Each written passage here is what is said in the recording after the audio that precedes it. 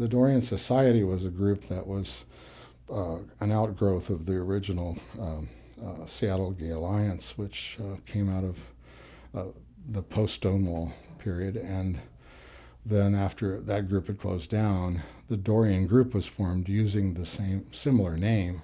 And there was always confusion as to that name, but it was a good closet name to use. And to our TDG was our logo, and TDG is all you saw on the mailings and such. And we had to be paying attention to people's closets all the time.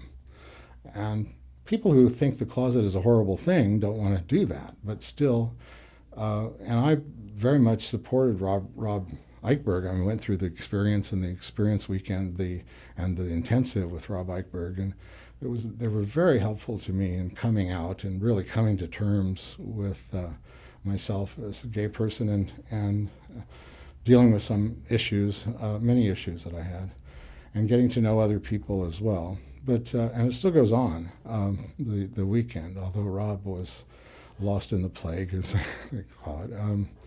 But he was one of the founders of National Coming Out Day, and coming out is very important. It's important to our movement. We all have a stake in that, and we should encourage people to come out. But we also have to recognize that people are not always in a position where coming out is feasible. And safe even. Or safe, and that's the point. Paying attention to other people's closet and respecting it as a condition of their existence, of their survival, of their being able to live in good health.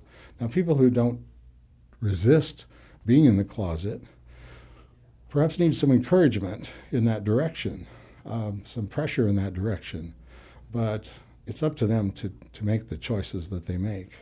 So many of my generation married as their cover. We all had covers in a sense. What was my cover for my homosexuality? To some degree, I was caught at it when I'm 5 years old, so my parents were aware that I had this tendency, and I pursued it actively as I could throughout my life. And yet I had the cover of, for me, it was academics.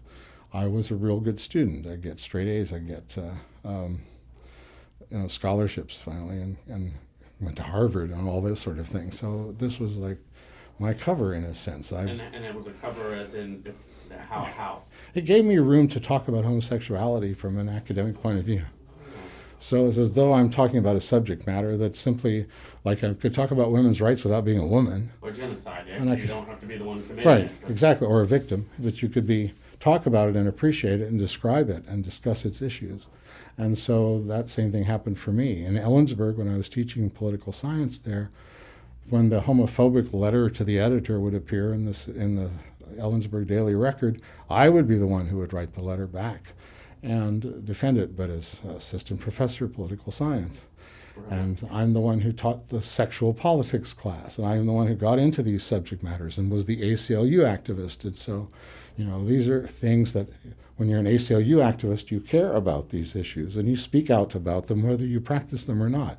You can talk about Nazis in Skokie, Illinois, being free to march on the streets because it's their constitutional right, not because you're a Nazi, not because you care about Skokie, Illinois, just because you care about freedom of expression and the right to associate with people.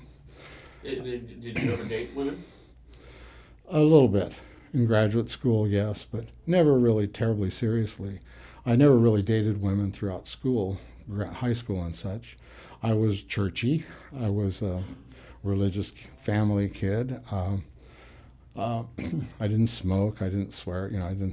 I wasn't carrying a Bible all the time. No, but I was a singer. I was involved in that. I was very serious about my academic stuff, and so I was no good as an athlete. So that wasn't going to be my cover. And so people would get you weren't dating all these women and everything because you're studying. That's right. He's a serious student. Really good. It's his mind that he's developing. So.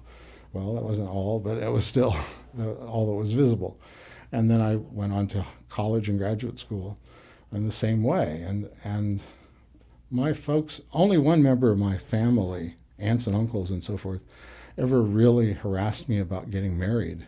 And it was my maiden aunt, my stepmother's sister, Aunt Mary, and she would say, "Roger, when are you going to get married?" And I'd always say, "Well, Aunt Mary, probably a little bit, somewhat later after you do," because she was a spinster all her life, a school teacher. So she taught home economics.